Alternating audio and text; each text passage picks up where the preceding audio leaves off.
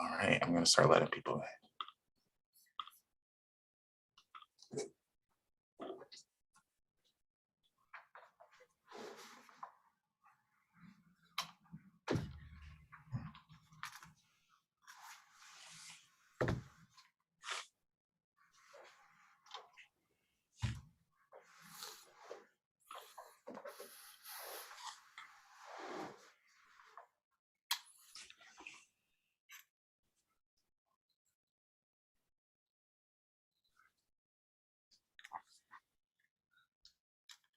Okay, I think we should get started, and I'll let people in as the conversation goes on. We're also YouTube live streaming this, so people can just come in through the public without registering. So we might have some people there, but oh yeah, we have one person watching there. Welcome, those of you who are joining us now to MDP Dear Future Generations. This is our third installation in series. I think we should get started, and I'll let people in as... Sorry, my computer's echoing.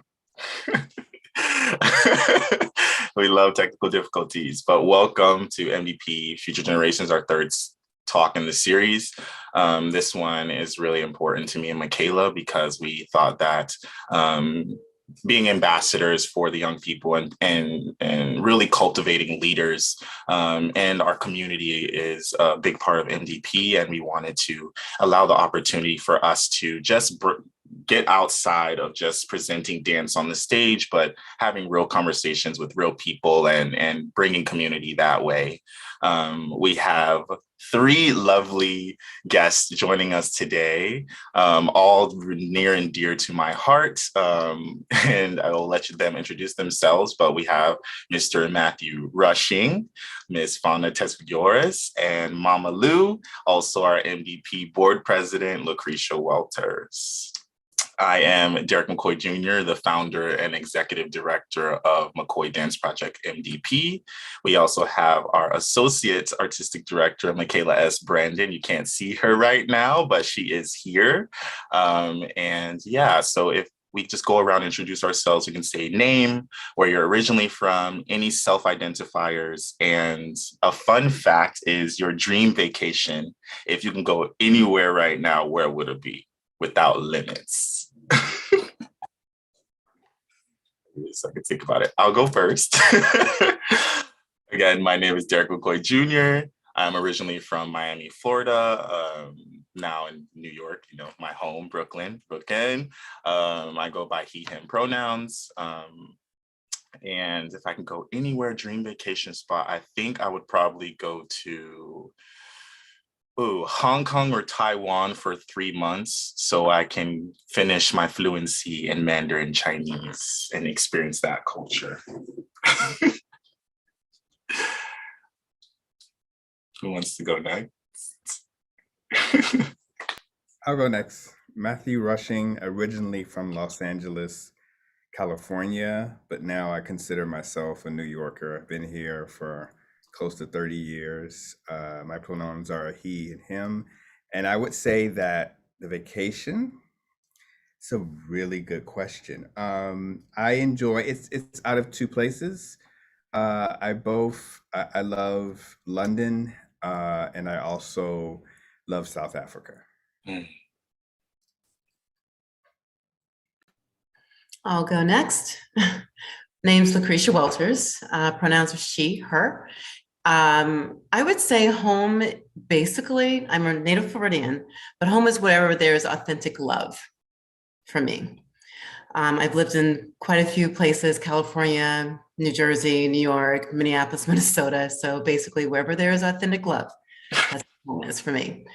And my one place I would like to travel, probably Africa. I agree with Matthew. I would like to go back and honestly know what my history, my past is. Unfortunately, we don't get a chance to experience a lot of that information here in the United States, being people of color. So I would love to go back and actually find myself and my history of my people. Nice and beautiful. I think we lost Fana. So maybe we could just give her a second to see if she pops back in.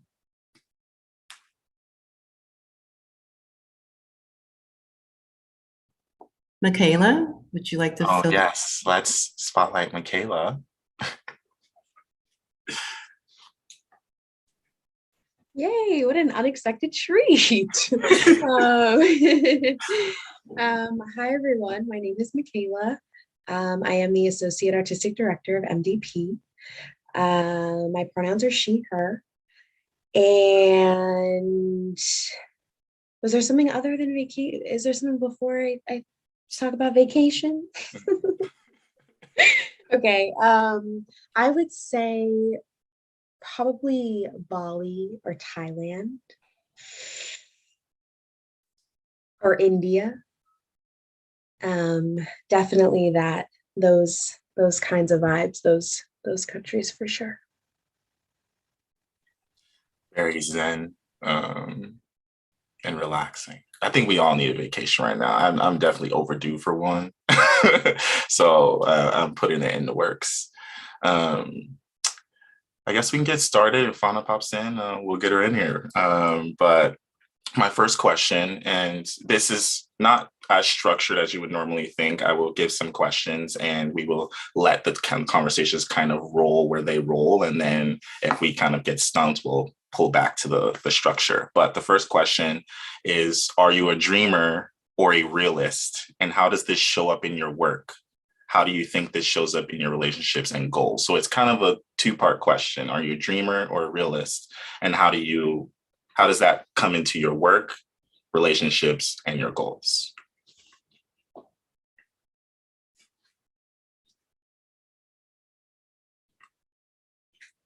If I were to start, and I usually hate when people do this, they answer this way when I say, oh, well, really both. Uh, but I'm being honest, and it feeds into my role because I think I have to have that balance. Because I'm in a leadership position, there has to be vision, but then there is a need to assess where we are and to be real with that and really ask the hard questions about where we are and how do we move forward. Those questions also happen in creative work. When you talk about where you want to be, what you want to create, but then you have to look, what do you have before you? What are your resources currently? What are the needs? How do we get past where we are in order to get to the vision? So I would honestly say both. And I think it helps me be totally aware of the situation at hand. Sometimes we can be so caught up in our dreams and our visions that, in a sense, in a negative way, our feet comes off the floor and we're not grounded as we pursue our dreams. And so I think it shows up in that way, that it keeps me grounded as I move forward as a creator, and also in leadership, it keeps me grounded.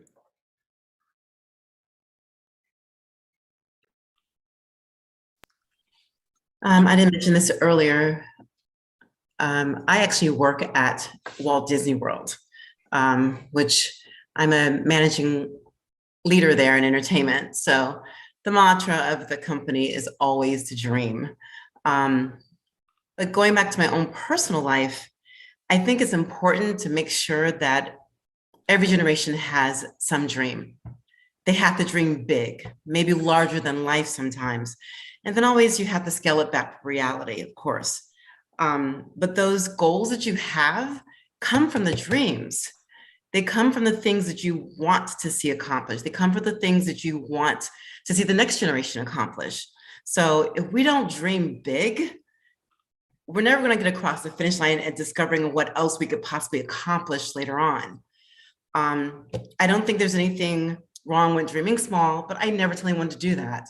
I think you limit yourself with that. I think you limit yourself with listening to society and telling them who you are and what you can possibly do.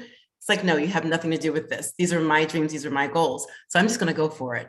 Yes, of course, we do have to scale back for reality. Again, as I said before, but dreaming big, start there and then work your way back. Working your way back brings you back to reality, but don't limit yourself with what you can possibly do for the future. Amazing answers. Fana's back. Hey, Fana. I would just allow you to introduce yourself as we went around to introductions, and then I'll state the first question so that you can have a chance to answer it, and then I'll answer it as well. The introduction is name, where you're originally from, any self-identifiers, and your dream vacation spot if you can go anywhere without limitations. Okay, my name is Fana Tesfagiorgis. Thank you all for your patience. I go by she, her pronouns, originally from Madison, Wisconsin. And if I could go anywhere right now, it would be Madison, Wisconsin, because I miss my parents a lot. During COVID, we had to keep space, but those days will soon be past and behind us. So yeah, that's where I would go. Oh, amazing. And the first question was, are you a dreamer or a realist? And how does this show up in your work and relationships and goals? So 2 parts, are you a dreamer and a realist? And then how does it show up in work, relationships, goals? I would definitely say more of a dreamer if it's like a spectrum like this, but with realist tendencies at times when it when it comes of value. I think a part of your answer, is it Luctricia? Is that how I pronounce it? Lou's fine. Lou, Lou's fine. part of your answer where you were saying like setting the goals, that's where the realistic part comes in. But the dreams, I be dreaming of everything, and I don't put limits at all. I will fantasize about being the lead on the Broadway show, and then I put the tasks in line of how to get there, which is, okay, I need vocal lessons. Well, how often can I get them? Well, what's my budget like for that? Okay, so that means I need to work this many hours. You know, the realist part comes in the approach to the dream, but the actual dream itself can be whatever. That's how I feel it shows up. And I think that has shown up in my work because a lot of the dreams I've set, I've attained because of that work, but also with the guidance, speaking out what I want, speaking out what I need, going to people who are doing those things already and asking, well, what did you do to get there? What classes did you take? What mentors did you have? What was the summer intensive that was the one for you? So that guidance is a part of it too, to bridge that gap. Mm-hmm. Mm-hmm. I kind of actually struggle with this question. So it's funny I give it to you guys because I think that for me, I feel like I lean more to the realistic side, but because I'm so ambitious and I got those BHAG goals, it does align with being a dreamer. But I think, I guess it's a matter of perspective that all of my dreams feel realistic. And so as I'm navigating through my goals, I don't see them as this like crazy thing. I just think of it like as something that I thought was possible, more of a possibility rather than a dream. Because I think my definition of a dream is something that's like abstract or airy or something that seems in far reach. And I don't know if I ever felt like something was out of my reach. It feels like Fana, like what you were saying, like setting the parameters and the goals and the tasks to get to the end.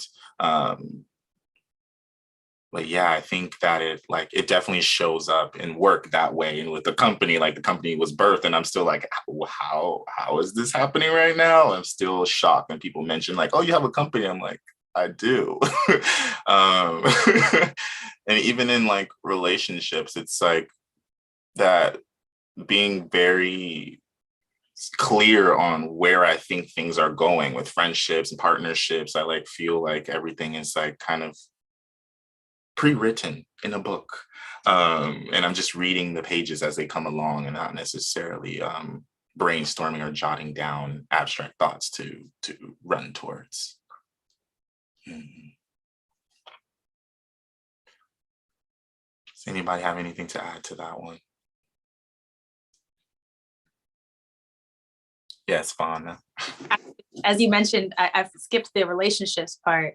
A lot of my friends, significant other as well, like, you got to be a dreamer to be in my life.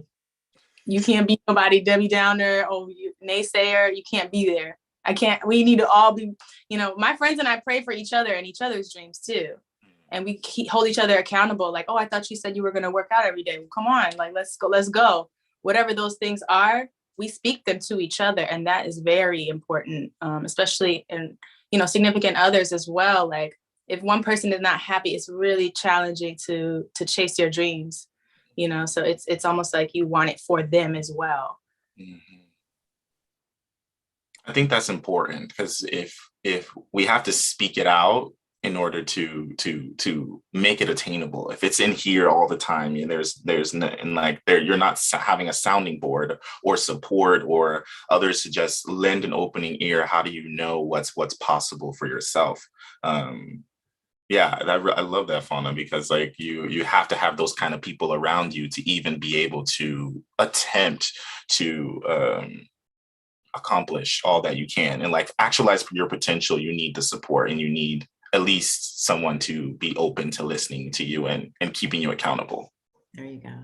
I was just about to say that was key, Fana, to actually be able to have the courage to share those dreams with others so that they can hold you accountable. Hey, wait a second, you said, 3 years ago, you were going to be at X, Y, and Z point. Well, how are you doing? And even giving them the support in those dreams, so that is definitely a key element with it.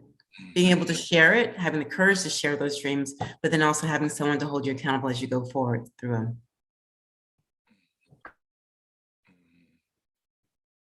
Definitely. That's some food for thought. I feel like there's something there. I need to like sit on that and meditate on it tonight.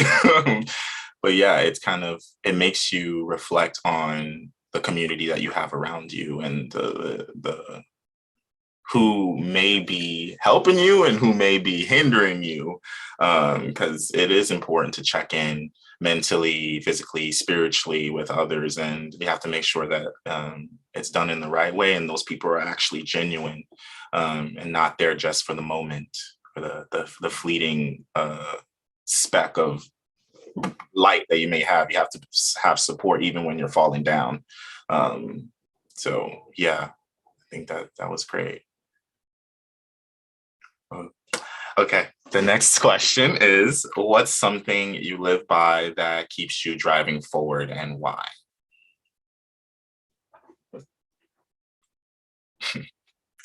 Yeah, I know a lot of these questions are like big questions, but it brings out interesting conversation. And what aspect are you asking? Are you asking in a relationship? In the same kind of realm of like your passions and your aspirations, and that could be in whatever area of those three areas: your goals, your dreams, your goals, your relationships, or your work. Is there like a quote or maybe a proverb or something that you kind of, a mantra you kind of remind yourself of that keeps you driving forward? And like maybe tell us where this may have come from. What's the origin of this discovery that you found? And yeah. Well, as I started my own company, Jubilee Dance Theater, that you were a part of, my father used to tell me that your audience is all, and I've said this to you many times, your audience is always applauding. Some are plotting against you, and some are plotting for you. The ones that are plotting against you are plotting for you to fail. The other ones who are plotting for you are plotting for you to succeed. It all depends on which one you're going to listen to. You can't get wrapped up in everyone else's, naysay or whatever, or their insecurities for that matter. Mm-hmm. So what I've tagged onto it for myself over the years and other experiences is that I don't have to pick up anyone else's luggage because it's not meant for me to carry. So that helps me, especially if there are things that are negative, it helps me to keep a shield away so I can focus on other things that keep me moving forward. But we can really hinder ourselves if we don't look at the positive things or are very mindful of where we're keeping our focus at. So those are my two things that I definitely carry with me every day in every circumstance.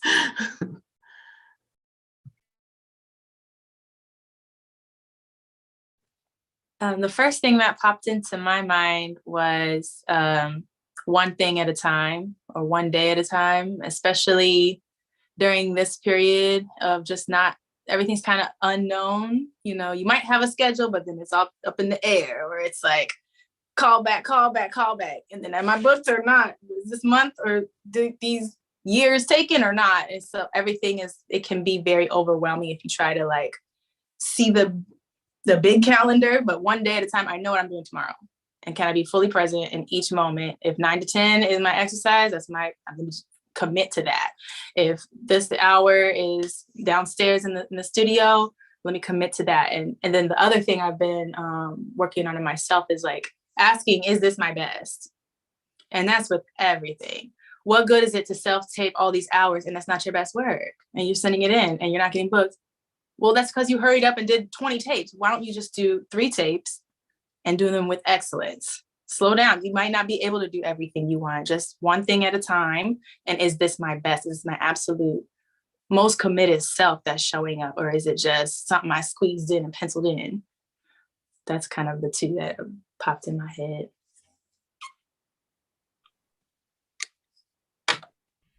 This is a very challenging question for me. Only because I could go next if you wanted to have more time to think about it. no, I should get this out.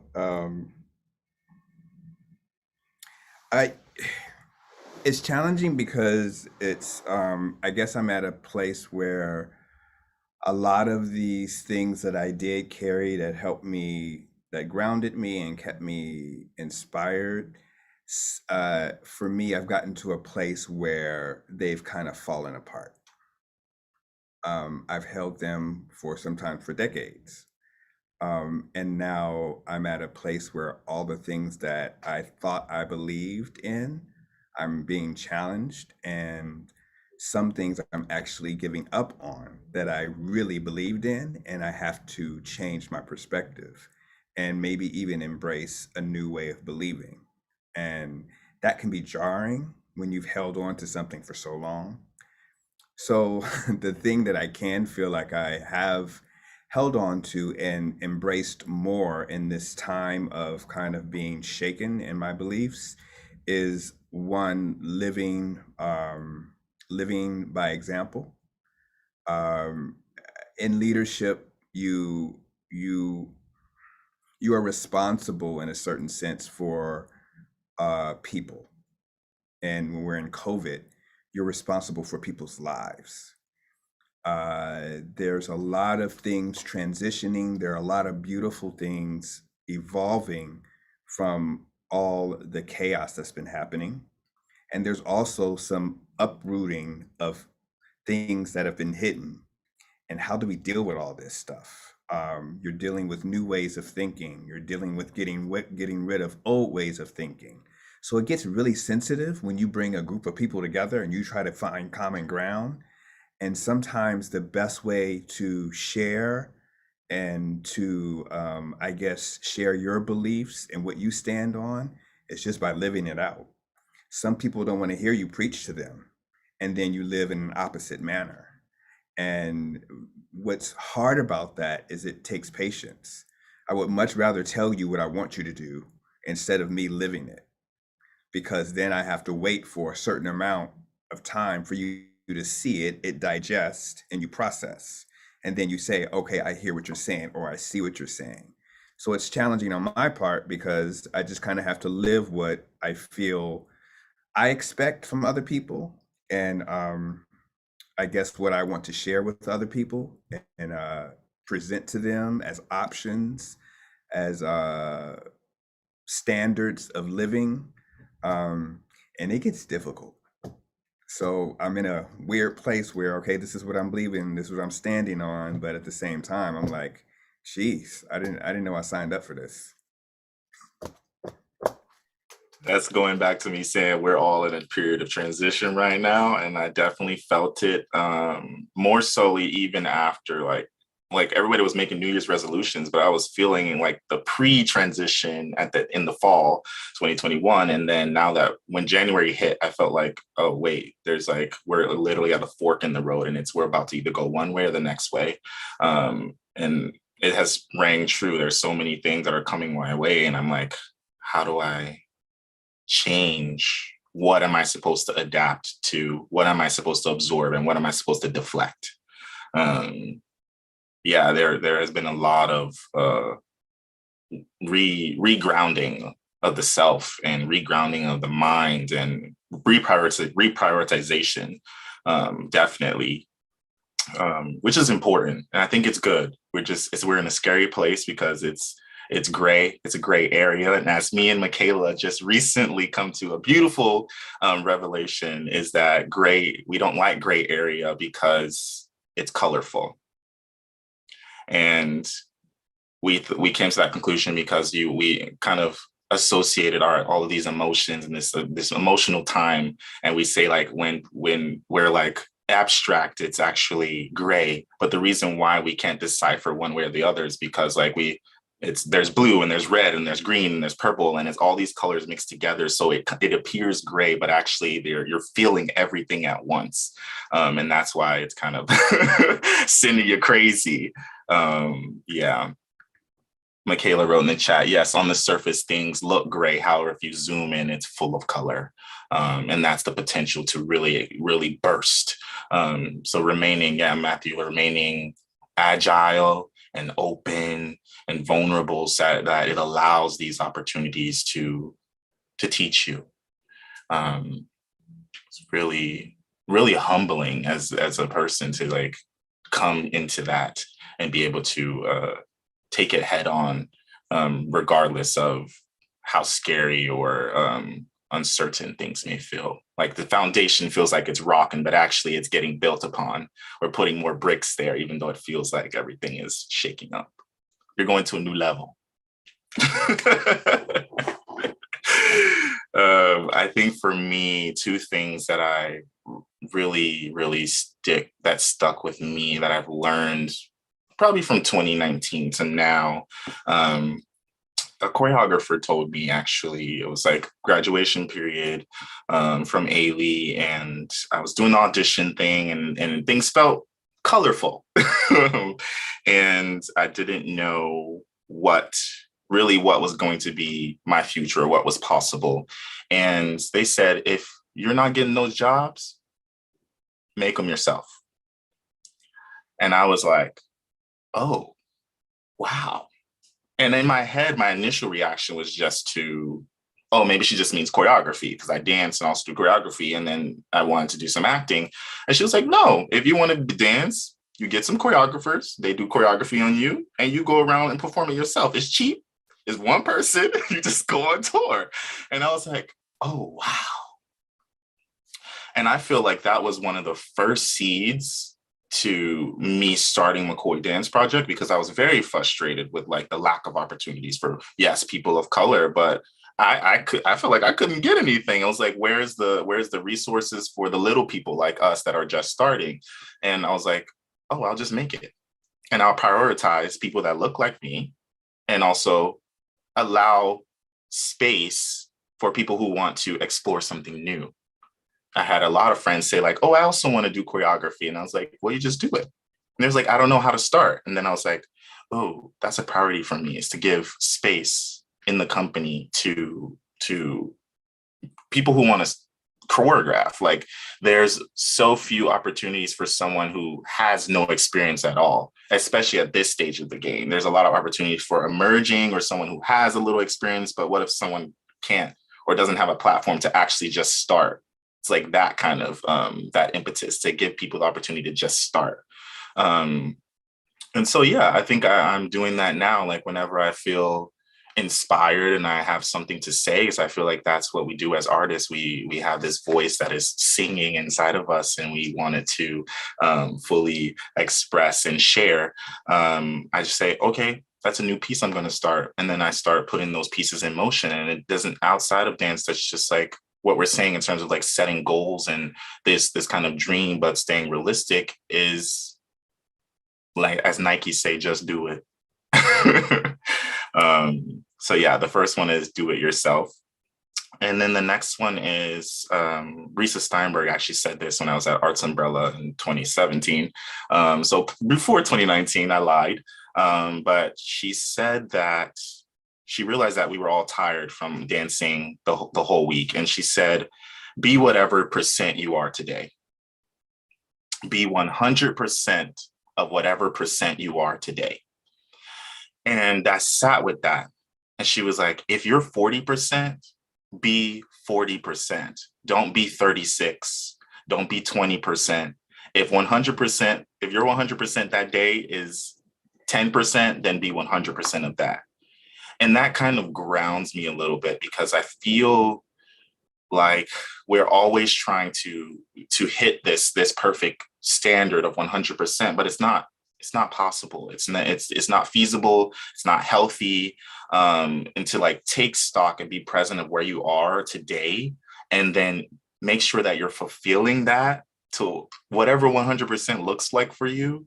It sort of makes it a breeze. It sort of brings you back to reality, instead of like jumping for these clouds that don't exist, but kind of we're kind of taught that you have to be a certain way, or we hear as Black people, you have to do twice as much or 4 times as much sometimes.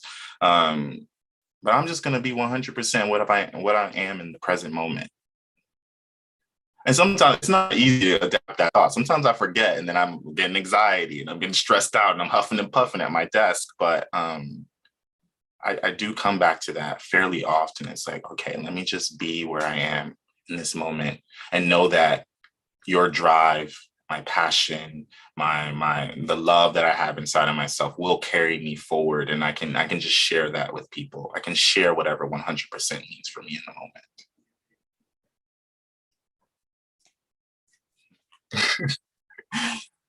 Yeah. We're just going to do a little time check. Okay. Time is flying. With that, I think this kind of segues into the next question, but how do you practice patience and having grace, primarily for yourself, when you feel like you're just running into deadlines? Which that's nearly, I want to say it's nearly impossible task, but I think we have little milestones with little things we do personally that kind of centers us when we know that something is coming up and we got to get the thing done. I'll start on that one because that's something I'm struggling with. But it's just a struggle lately, but it's a good struggles are okay. Struggles are learning experiences. Yeah. I acknowledge what I do have in my control. And I prioritize what's important, what's before me. And I also acknowledge the resources that I have to meet the deadlines. Because sometimes we put deadlines before us and they're almost unattainable as far as like what we have to work with. And then we just drive ourselves crazy, realizing, no, you actually may need some help to reach that deadline, but you're trying to do it by yourself. So like I take a moment to slow down and say, first of all, okay, what can I do? What should I be doing that is in my control? And I make sure that I apply myself to that task, whatever it may look like. And then I assess the situation, meaning, do I need outside resources to help me move further, or to work with more ease, or work with more efficiency? I kind of see what can also make the situation better. So it's not just meeting the deadline, but meeting it in the best way possible. So when I get there, I'm not totally exhausted and I have nothing left to do anything else. Like trying to find out the most efficient way to do and meet this deadline, because there's 500 deadlines behind it, or in front of it, or beside it.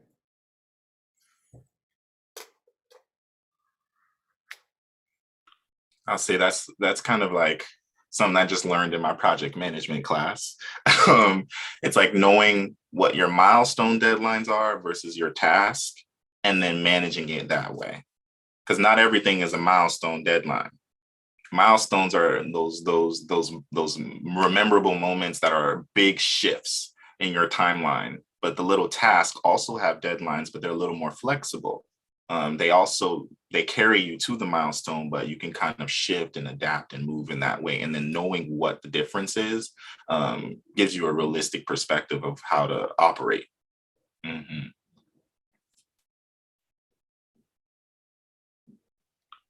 I've definitely tried to be more organized since like the world's opened back up and things. I really love the freelance life of like the thrill of different things all the time, but it is a juggle. It feels like a juggle, but I'm the type of person, this is not my house, but I have my calendar with my monthly calendar. Then I got the journal with the daily calendar. And I have to, like you said, I can't just put, oh, a tape is due on Wednesday, because if it has singing and dancing, I need studio space, I need a coach, I need a lesson, I have to do the sub deadlines, I guess, of what am I going to do each day to complete everything at my best with excellence on time and in advance. There was something else you said that sparked something, but come back to me. I don't remember. All of these are very good. I struggle too sometimes with deadlines, but I know that I don't always have to reinvent the wheel. I make sure that I keep files of everything from how many years back ago, because if it's a grant or something that I'm doing, or even a work of choreography that I didn't complete, and someone's looking for something, I'm like, wait a second, I have that I started on, this works perfect for this opportunity and this time. I will pull it out of my bank. I'm always telling, former students or the next generation, you have the information already for this grant. It may be something a little different. They may want some other information, but you have the information already. Utilize what you have. Don't rebuild the wheel. You don't have to. I think a lot of times we put more pressure on ourselves than necessary, always trying to be very, innovative and new and, bright and shiny. And sometimes we just have to pull back and say, wait a second, I have this information already. I don't have to stress myself out. Just utilize what we have. Matthew was absolutely right. Those resources are always good because you're not an island. There are other people there that can handle the budget and do the annual report for you. There's someone else that can do your marketing and so on and so forth. You don't have to know everything. So utilize the resources, or utilize what you already have in those folders and those files on your computer, and not stretch yourself out. It's not necessary. Have the calendars, absolutely. Fana, I have so many of them. There's, I have my phone, I have my wall calendar, I have my calendar that's sitting on my desk at Disney, so all of those things help me stay in line. But once I decide that I'm going to do something, I work my way backwards and say, what do I need to have done by 3 months? What do I need to have done by the second week? What do I need to have done that week of when it's due? Who's going to hand off that, that grant, or, email it in for me? So I'm not, fussing with all the other things that are going on in my head and all the other deadlines. So if I have my way of working backwards, I can see where my timelines are instead of stressing out, up to that moment. Yeah, that was very interesting because I work forward. I have, if my company knows, like I have 11 calendars. Each thing is, I have an Apple calendar, I have Google calendar for school, Google calendar for the company, and in those they have sub calendars, and it looks a mess. But I always think like one thing at a time, and that's like forward, instead of thinking, okay, what's the result, what's the goal, and then what are the steps going backwards. And I wonder if that will kind of fix my problem of trying to organize all of these things, because then I will know. It kind of goes back to even like not reinventing the wheel, knowing once you work backwards, you can kind of tap into your reservoir that you've built. And it's not something new and shiny, but it's something real. You're building off of something real. You're building off of experience. You're building off of past success, past failure, and then you just adapt it for the present moment. You know exactly what your time frame actually is, and brings you back to, like I said, reality. I think for me, patience. Patience is, I struggle with it a little bit. I think I've been a lot better with it now, but I can kind of call myself out. I think now I call myself out more when I know I'm feeling impatient. It's like, why is this not happening? Or I need to get this next thing done before I have to jump to the next step, which is true. You do have to work in your order of tasks. But I think what kind of reminds me to slow down is the stress, funny enough, is because I feel so worked up and everything's rising, my body temperature is getting hot. And then I'm like, wait, what are you doing? And I told Matthew this when we had dinner. I said that I feel like my life is working in circles, and my habit is to overpile my plate and do all of these crazy things, not crazy, beautiful and magical things, but it's to pile on this plate. And then I'm like, wait a second, you're stressed out. Why are you doing this? And then of course I'm throwing all of these things that don't serve me on this plate, as well as all the things that fulfill me. So there's this mix, and sometimes it gets a little muddy. And when I get to this stressful place, it's like, okay, now it's time to buckle down and prioritize. Now it's time to throw things out that are not working. And especially after COVID, no is even more so my best friend. I used to say no a lot before, but now no is really my best friend. It's like, I don't have the capacity for that. I can't help you with that, but I can give you direction to take on this thing, but I can't do it for you. I can't take that on for myself because I have all of these other things that I'm also doing. And it has helped a lot. And I think the power of no, respectfully, a respectful no saves lives, because I think especially for people, I wouldn't say I'm a people pleaser, but I do like to help and I do like to uplift others. So I will definitely take on more than I should. I like to overinvest. I think that's something I struggle with, is overinvesting. And yeah, it takes a lot of like the practice of grace, I think, for me to forgive myself for doing that, but also forgive myself for saying no. It's an everyday practice. Yeah, Fana? Yes, Ms. Lou, you just put something in the chat that reminded me. Support and self are very big parts of my patients as well. You'd be surprised that when you have those overwhelming moments, if you just can say what you need to someone, you'd be surprised at how often like somebody will show up and be like, oh, I can do this. I'm going there anyway. I can do this for you, or I can help you. Or maybe that deadline, actually, I don't really need it until next week. So as long as you can get it in by this week, great. And self-trust. A lot of those calendar days are like nothing day or beach day.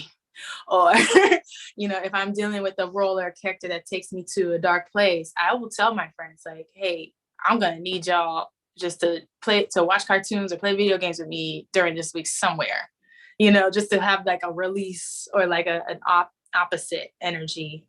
So prioritizing those is very important to me too. And I would say, just as artists, we create from here. We finalize from here. And I think we give so much of ourselves in so many different ways that sometimes we forget about being able to put back into ourselves, so we can have that creative moment. So we can have that moment just to breathe and go, oh my gosh, I love what that person just said, or I just got that inspiration from that music that I just heard, or whatever it is. And so a lot of times it can't pass us by if we're too tired to feel it and to hear it.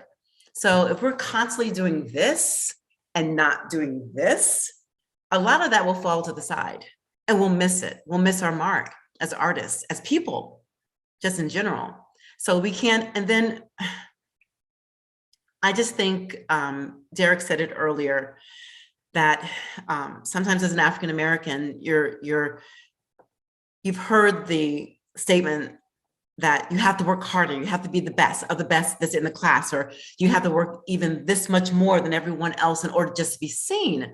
And I think a lot of times we put that pressure on ourselves and we're constantly in that mode, but no one's ever really talked about, stop, take a moment, give back to yourself as well. We're constantly giving this as people, as artists, but we have to put it back in. We have to, because I think we end up depleting our creativity at some point. Yeah, because if you think like your gas tank, you end up, you eventually will run on fumes if you just pushing the gas, if you're just pushing forward and not taking stock of where you are and looking at your meter and then when filling your cup. And I think a kind of like image that I've been working with is like, I like to compartmentalize. That's how I get through. That's how I organize. Everything's in this little box.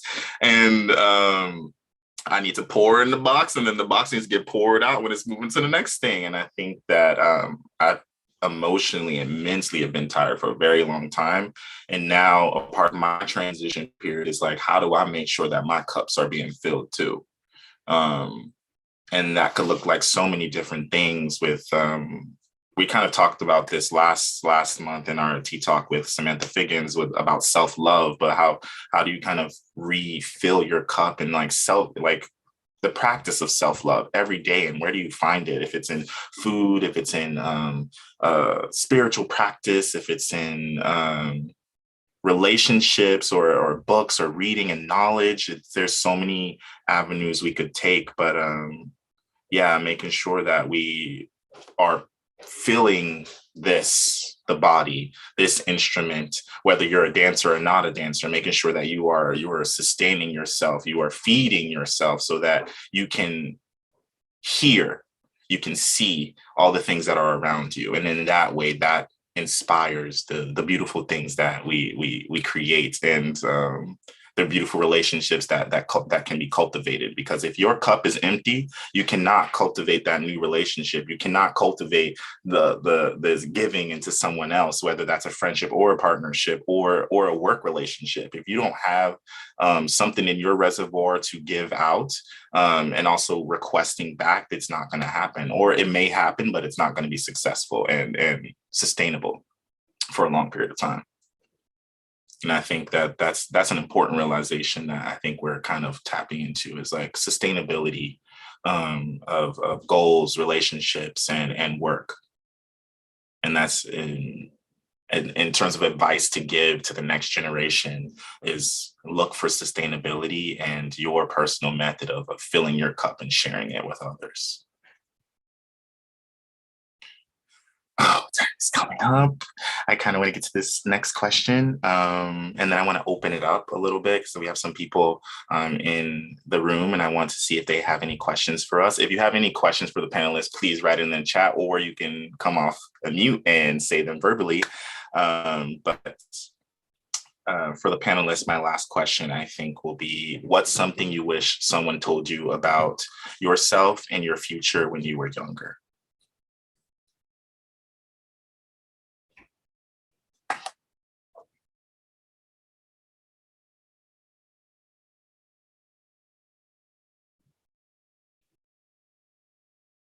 Go ahead. Again, I'm gonna answer the question, but really not answer the question. That's okay. We'll pick it. We'll pull out. We'll pull out what we need. Only because they're such good questions, and they just automatically like make me start thinking in a certain way. But it's not so much what I wish somebody would have told me. I think I wish there's some things that I wish people would have done on a more consistent basis. In my training, in my career, I wish sometimes the room would have been run differently. And if the space that I spent the majority of my career would have been done or trained or handled a little bit differently, I feel like the things that I need at this moment, as far as self-confidence and believing in myself, would have been a little bit more accessible. But now, because and I am by no means pointing my finger at anyone, it was the culture of dance. Like, you know, it was okay for somebody to scream at you across the room and throw a chair. That sounds crazy right now, but it was okay.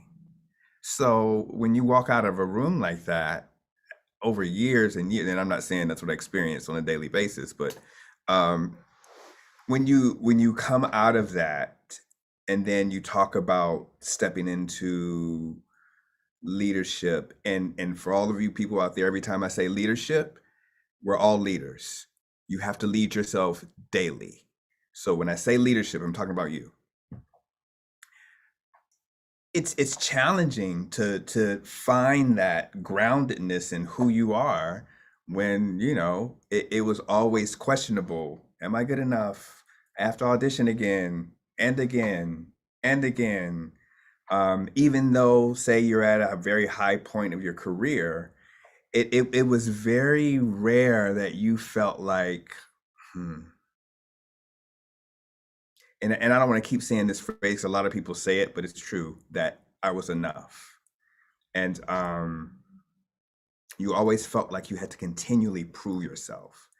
And that does a job on your psyche. So when you come out of it and it's time for you to stand and say, I really do believe in myself.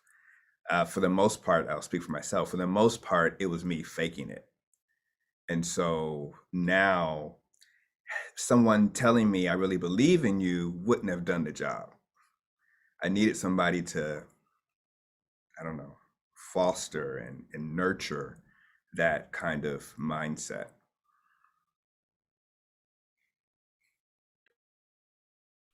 And it's interesting that you mentioned that, because we all love you, and I love you as one of my mentors. And anybody I talk about you, they say Matthew's like so giving as a teacher, and he's so caring when they have interactions with you, and they just, you are a role model for a lot of us. And then I don't know if I told you, but you're one of the reasons why I'm dancing. Way back when I started, one of the big three that I kind of looked up to.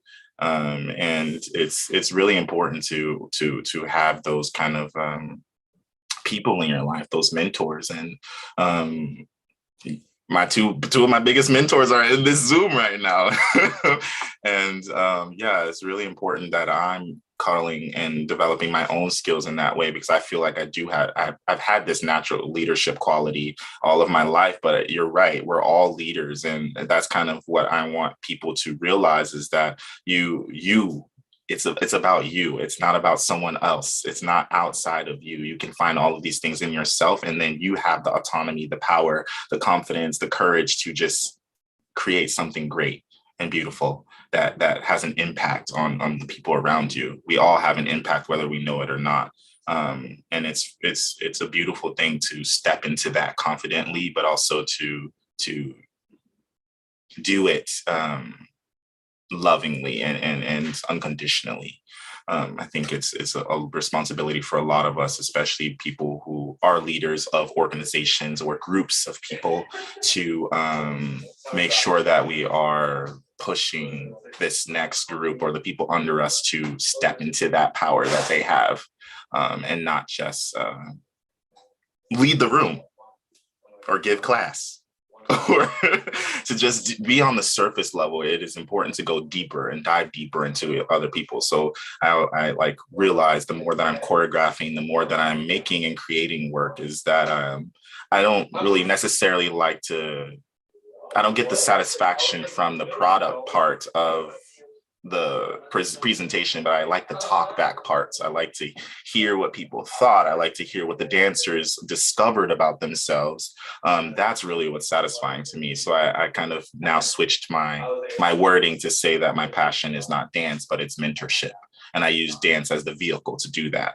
And that's like really eye-opening for me in terms of how my future and my trajectory is going. Is I want to be a mentor for the community. I want to be a mentor for other dancers and choreographers and my family and partnerships. That's how I give back. That's my impact.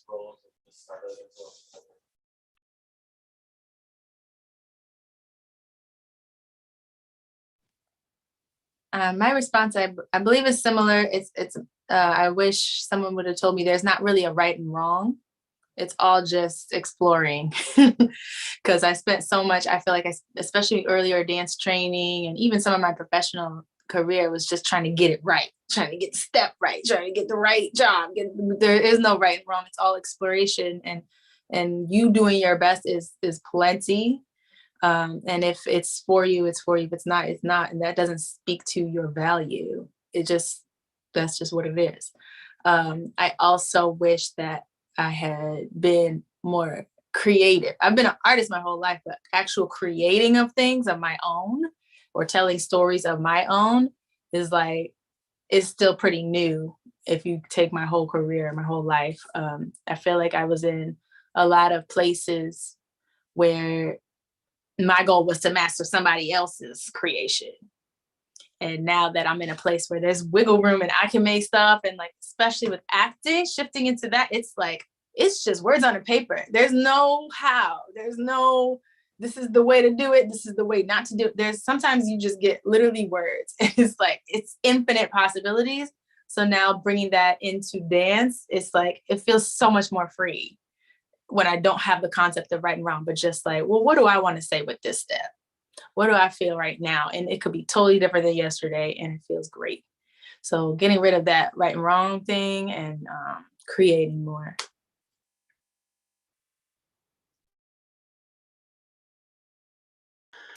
I guess for me, it's a combination of what Matthew and Fana said. It's okay. I would tell myself it's okay to make a mistake. It's okay to follow a different path than what you've been told to follow. It's okay to make sure that you have life outside of the studio, because you can't bring anything else to the stage if you don't. How can I possibly do this love duet if I haven't had a chance to experience it myself? You know, how can I possibly, you know, talk about this relationship if it hasn't been a reality to me, to my audience? And a lot of times I think we this is our fault as teachers, as choreographers, we're kids in the studio, you know, 8 days a week, not 7 days a week, 8 days a week. You need to be here. You know, you need to be on your toes. You need to be learning this choreography. In the meantime, we're not giving them a chance just to live life, so they can bring what those experiences are back to the stage, you know, and so they can relate with their audience. Audience doesn't know anything about Tommy Potteregli sides, so they don't care. They don't care. They want to know, how are you going to relate to them with what you're doing and in that creativity and that movement? How can I, you know, respond and find someone on stage that, oh, that attracts me to the story? If I haven't lived life myself, I can't bring the story to the stage. Not mentioning anything, but I remember, not mentioning any schools or anything, but I remember at one time we were only allowed to take classes at this one particular place, no place else. You can't go out and experience the other schools or anything like that, because we're afraid that it's going to influence you in one way or the other. But the thing is that I grow as an artist if I go and have other experiences and see other people. How do they approach this movement? You know, it's like playing that game of telephone. As it goes down through the lines, it becomes a whole different story. Yeah, it becomes a whole different story in my movement and in my journey to the stage. So I think I would have told myself and tell the younger generation, allow yourself to live, because you as the artist are not just the ballet, the modern, the jazz, the hip hop, the tap, whatever it is that's your genre of desire, but you got to live life too, because the person is on stage and you have to bring that to the presence of the audience as well. Otherwise, you're not going to be relatable. Period. And I think if I would have had more of that and had teachers tell me that, I probably would have been able to relate to my audience even more so. Been more vulnerable to share those things with my audience as well too. The other thing is just passing the torch, and realizing that the puzzle is waiting for you. Don't force your fit. If there's some place where they will not accept you as a dancer, or not accept you as an artist, not accept you as an actor, there is some place that is for you that will. You just have a little bit more research and homework to do. Because it was not putting you to be the CEO of Coca-Cola or whatever. That artist has a place and you just have to find it. Don't stop until you find it. But don't let the no's and the possible disappointments, they should not be disappointments. They should be learning moments to say, okay, what is it and who is it that they took and why? And then move on. Move on. If you want to go back there and try it again, then do so. But learn something from it. But know that you don't have to force the fit.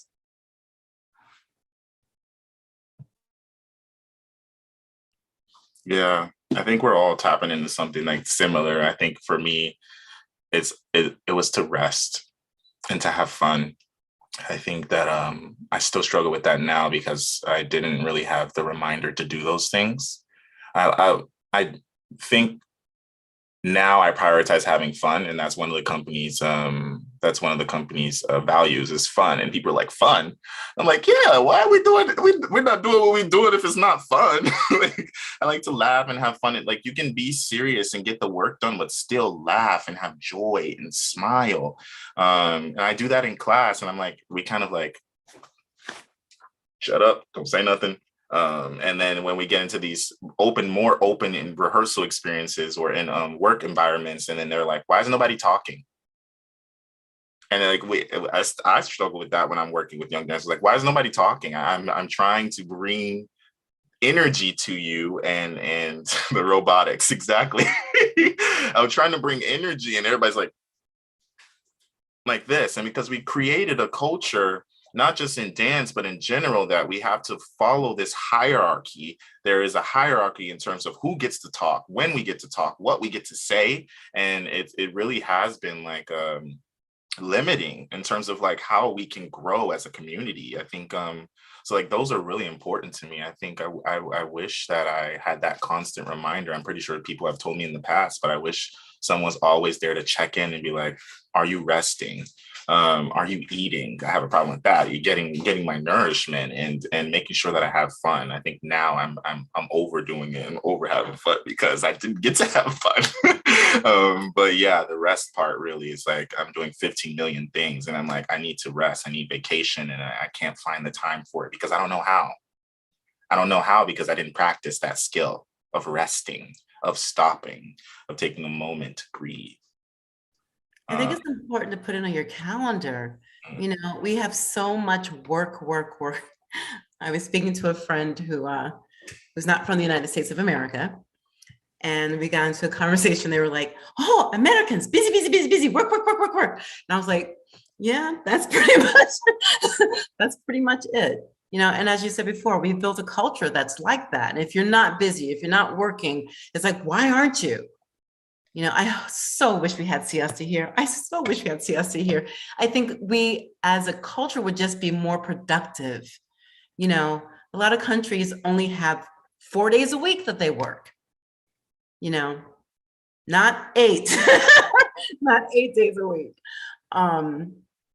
Because even in that time that we have that we call quote unquote our downtime, we find ways to fill up our calendar and not do the things that will replenish us. You know, oh, well, now I have this time off and I'm going to go away from work and I'm going to go, I'm going to do laundry and I'm going to do meet with this person over here and I'm going to talk to this person about this grant.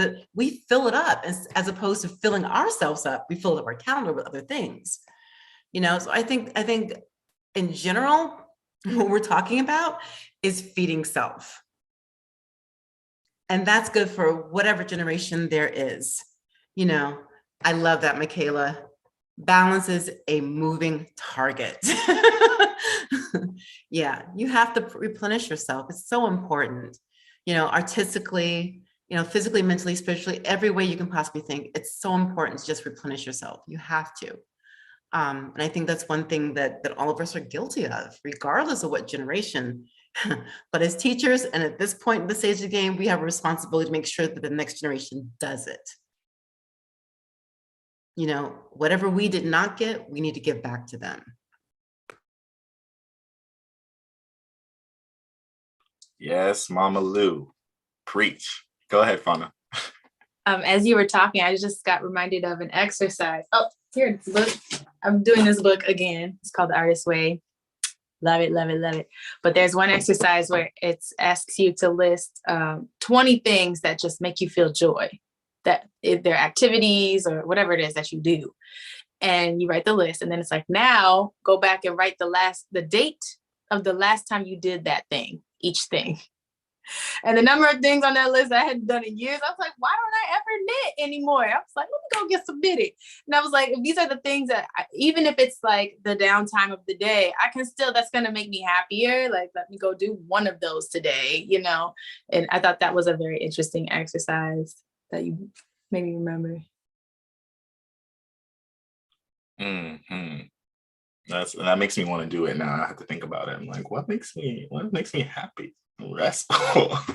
um, yeah, because now I feel like because I wasn't taught how to rest, I attach rest to things that are still have me going. If that makes sense. Um, so right now, rest for me is like, oh, when I go to that ballet class, I find rest in that because then I'm able to turn off the knobs in the brain and just focus on that one thing. It's for me, resting now is being able to focus on one thing instead of focusing on breathing and not doing anything. Yeah, as Michaela says, like that work thing has become meditation because it allows me to do one thing. I think there also are different levels of rest. Like you're talking about, the ballet helps you to cut off your mind and helps you get into your physical rest. So sometimes you need a vacation, that replenishes your body so you can relax. Maybe the ballet gets you away from the work mode of being that artistic director. I think there's different levels of it. And then sometimes you need that relationship rest, with that special someone that can actually just be a sounding board or something like that. But I think there are different levels of it and different processes of it, so just one thing isn't the only thing, because we are very complex individuals, with many, many different aspects of life and things we deal with. You have to find different things for each type of rest that you may need. It may be just escaping in a book, which I do very often, but it still doesn't give me that physical rest that I need to say, okay, my body is tired. I need to go see a masseuse, or I need to go take this yoga class. And that gives my body a chance to replenish for a moment, so there are different levels. And I think we have to first recognize which ones those are and then put them on our calendars. One of those 8 days, put them on our calendars. Yeah, that's a good place to be. I'm now going to open it up to anybody in the room if they have any questions before we wrap up with our something fun for the evening.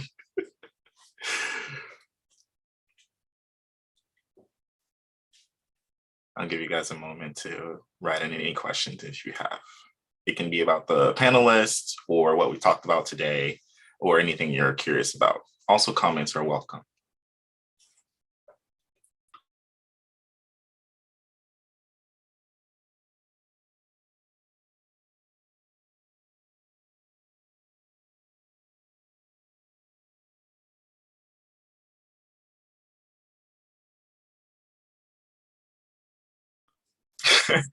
Michaela threw us one. What is something you notice about yourself now that you're proud of?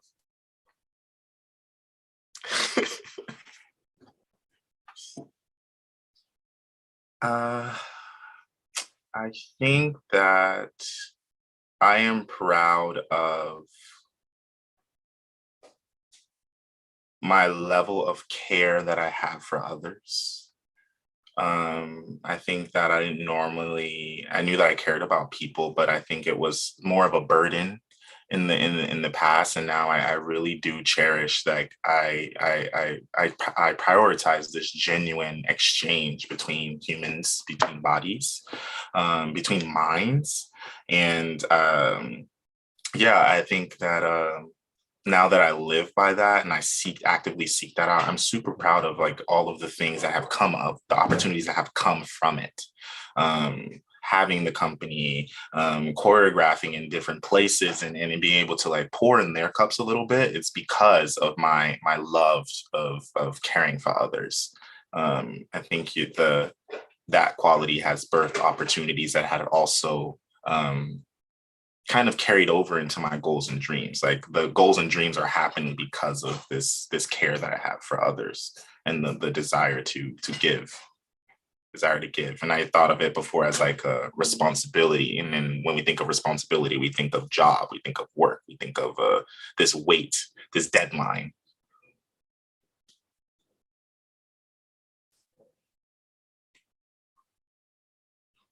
I would say mine is very similar. I would add my capacity to care. because I've always enjoyed interacting and having relationships and exchanges, and especially with young people. And but it got to a point where I got used to a certain amount of people for a certain amount of time, and then I'm done. Like, okay, I need to go home and I need to be by myself. But as time grew and as my roles have changed, my capacity had to increase. And in that process of it increasing, it was uncomfortable because I had to, when my timer went off, my my social timer went off, I couldn't check out. I had to remain present and open and be invested in relationships and conversations, even though I was probably socially tired. I'm an introvert, so it takes a lot of work for me to be in a big group of people. I love intimate exchanges. So, but when that clock goes off, I'm so done. And I've had to learn how to work past the timer, and also the number of people have increased a great deal. So working past that, um, when I look at myself now compared to where I was before, I'm very pleased with how the capacity has increased.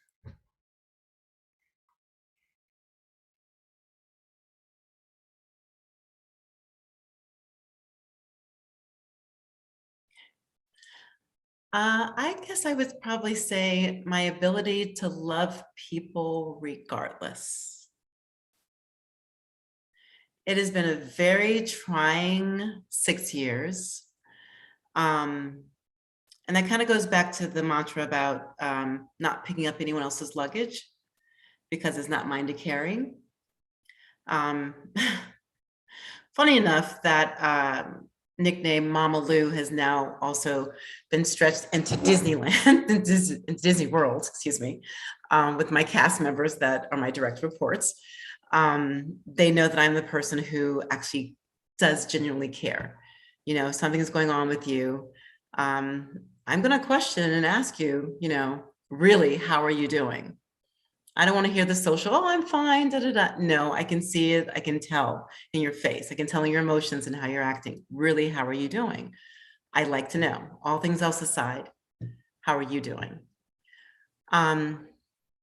Because we are living in very trying times right now. Because someone else's view of me does not have to become my view of them. Again, that's their luggage, not meant for me to pick up. I have found that because I've gone through a roller coaster of emotions in the last 6 years, as I'm sure all of us have.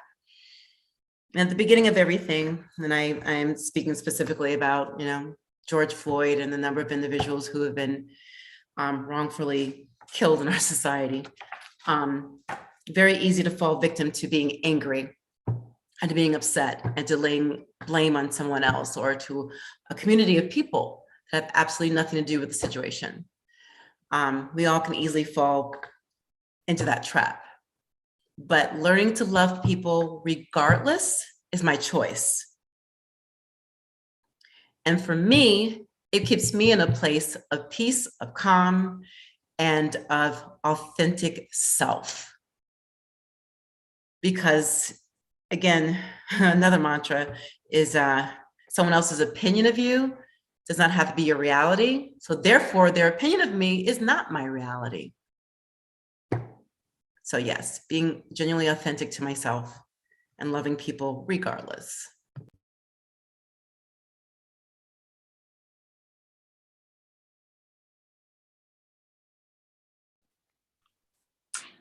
Something that I'm proud of is my audacity. Like, I'm just gonna go for it. I'm gonna see something, I'll be like, I could do that, and I'll figure it out. I feel like I was born with that. I was raised with that, and I lost it somewhere, and now I'm picking it back up. Like, you ain't gonna tell me I ain't gonna do something. Nobody. So So I'm really proud of that. It took a while to get it back, but that's there now. It's very present. And it's just, like I said before, it's the how and what are the steps, what are the resources, and just like, how am I going to do it?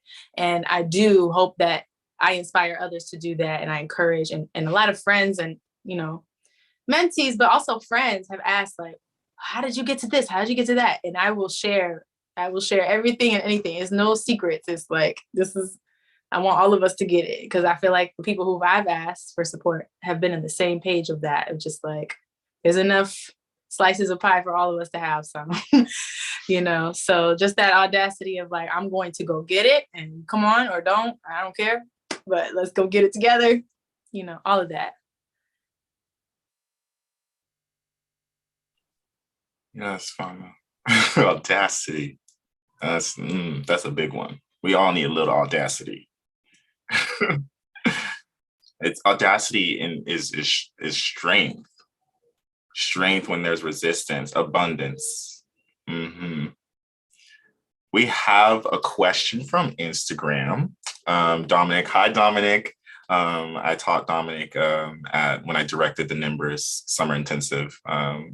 He is a senior and he's getting into colleges right now. And he said, in the process of improving your technique, specifically ballet, we're going back to dance, what do you do to stay positive? Go ahead, Matthew. Get information. Learn about technique starts with knowing your own body. Learn your body. Learn what techniques, what methods of thinking, what teaching styles best fit you as a person.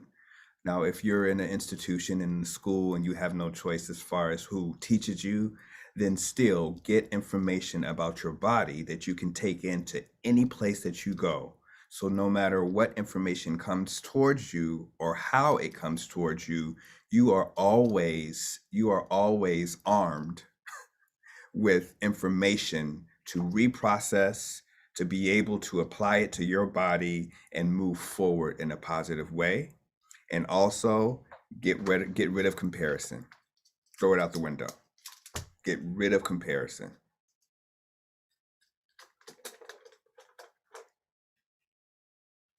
That's something I feel like I actually told him that when I was at the teaching at the summer intensive, I told them that technique is not about the picture.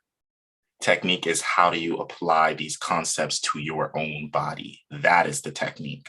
And I think like I discovered that my first 2 years of dancing professionally in a company setting, it was like once I let go the idea that there's this perfect way to look or execute these steps, my technique actually grew. There was things that I was doing I couldn't do when I was dancing 15 classes a week when I was only dancing 5. Like that drop, and I was doing things that I couldn't discover. I was struggling to get when I had 15 classes a week. So it's not necessarily how or what classes or necessarily you're taking, but like how you're applying it intelligently to your body. And yes, getting knowledge about this is how my hip is feeling today. This is how my hip operates. So this is what I need to do. The technique is what I need to do in order to execute this step. It's not how to execute the step in terms of like getting that perfect picture. And technique changes every day. That's the intelligence of the body. That's why every day is new. We approach things new. You have to take stock, that first plie. You're like, all right, like my ankle's creaking, my toes hurt, I got plantar fasciitis, my hip hurting me, my neck a little stiff from sleeping. That's the groundingness that you kind of find in you with your eyes. You're like, all right, I feel it. Okay, this is what I need to do today. I need a little more abs. I need to massage my feet out. That is technique. And then when you get on stage, you just trust your body remembers all of that love you give it, because that's what it is. We're giving ourselves love, that love you give it, and then you twirl.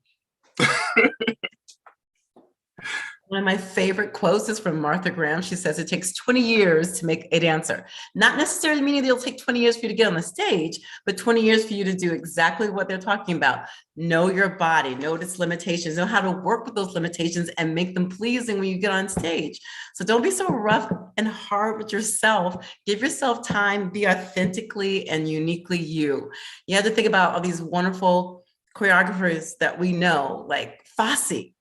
He came up with a entirely different technique because he moved a certain way.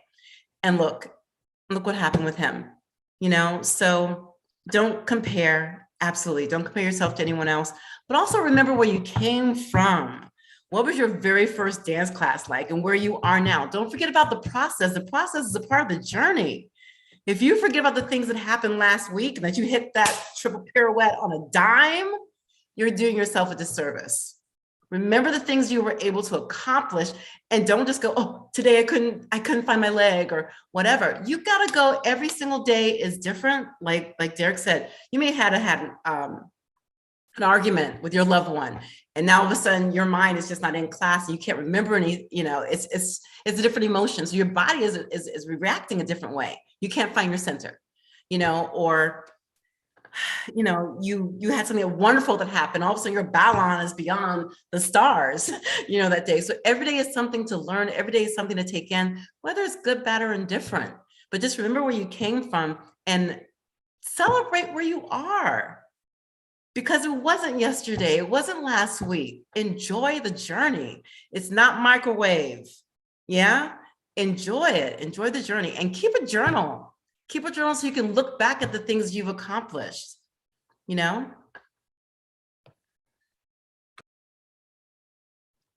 I love everything y'all have said. I'm trying to put myself in my senior brain.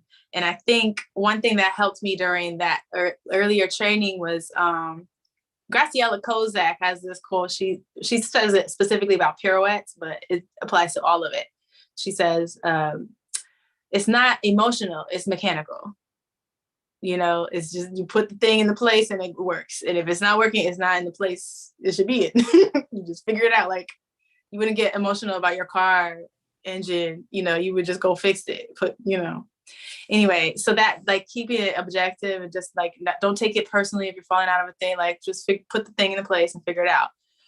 Also, if there are things that you want to work on, say you keep getting feedback about, oh, your foot is sickled every day, get in that mirror and do your tandis and watch it and see what is it. Okay. Oh, that's when I lead with this, that's what's happening. Okay. What's another sensation I could try? Okay. Maybe that's how I do it. Okay. Let me try that tomorrow. I would have like a list of things. I had a list of things that I wanted to get better. Right. And of course, every class, you can't go through 1,000 things. So like, maybe this is just feet week. Every class I'm in this week, I'm gonna just explore with like, how can I use my whole foot on the ground in this class? Oh, this works like this in modern. Oh, this works like this in ballet. Okay. And then, try to hope that stays in there next week when I do arm week, when I do épaulement, shoulders, my clavicle week, or whatever. Just kind of make it a game. And then it feels more like you're playing and learning than it does like labor and must get it, perfect. That's coloring.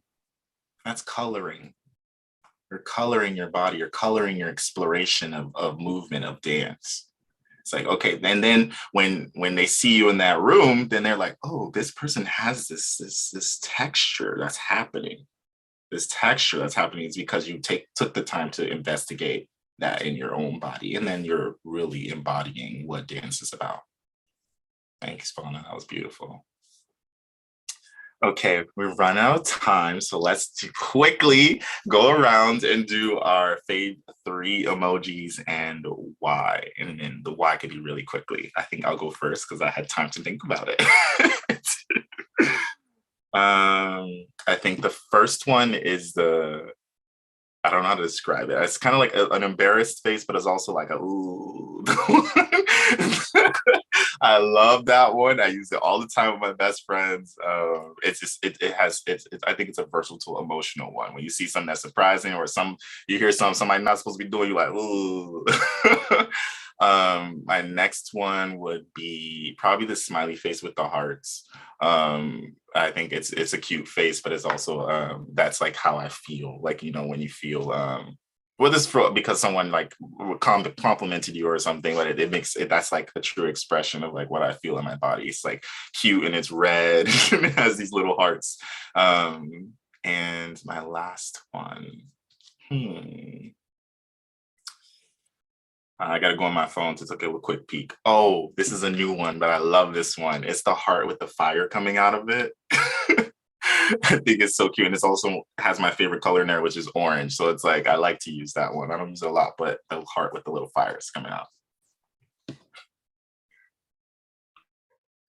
I'll go next. My favorite three are the prayer hands. The other one is the happy face that's upside down, because you can use it in so many different instances. It's very, like versatile. And then the one that's crazy, like one eye, one big eye, one smile, and the tongue is out, because that's how I often feel.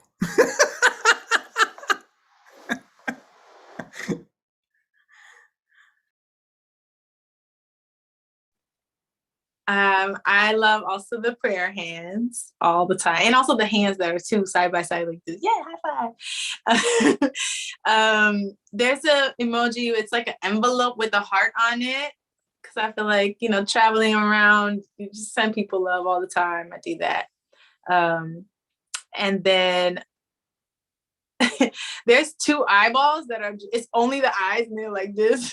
I use that all the time because people be out here crazy. You're like, what? Did you see that? That's kind of one of my favorites.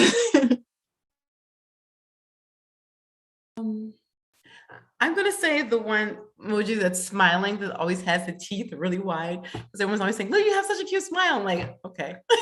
So I use that just as a reminder. The thought one that has a finger like this, because I want to know the other person's point of view. I like, okay, what do you think about this? So, give me some thoughts on that. And then I'm gonna say, those are the two that I always go to. But I definitely love the one that with the mouth and the tongue hanging out, like, oh my gosh, what's going on here? Absolutely. But as Derick knows, I always send the little gifts that have a resemblance of myself in them. And I always have the one that's doing a little party, like, yay, it's my Friday. So again, it's that time to celebrate self or to celebrate someone else and, have that moment, so. Man, that was a perfect way to end this. I'm so grateful that you guys joined us this evening and took some time to share yourselves. And it's recorded, so it's going to be on YouTube and we'll share it around. But yeah, I'm just really grateful to have people like you guys in my life who are also pushing me and inspiring me to give back. And it really is. This is community. This is family. And that's what we're building. So just thank you so much. And thank you for everybody who's on Zoom and on Instagram and on YouTube. This is for you. We're really breaking down the barriers. And we're talking about breaking down the fourth wall. We really are doing that so that we can go back to being human with each other and seeing eye to eye and start having real and authentic conversation and being vulnerable to hear and listen, because listening is just as important.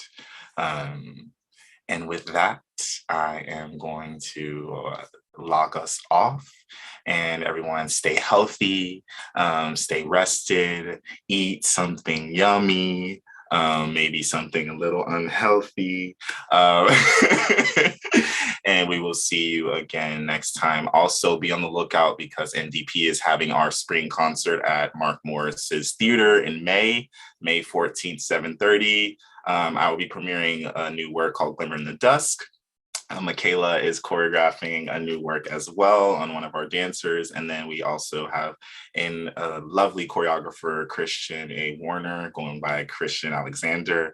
He's creating a beautiful piece on the dancers. And then my woman power piece, Hush, is also coming back, which is definitely one of my favorites that I've made. So it's going to be a beautiful concert, and tickets go on sale next Monday.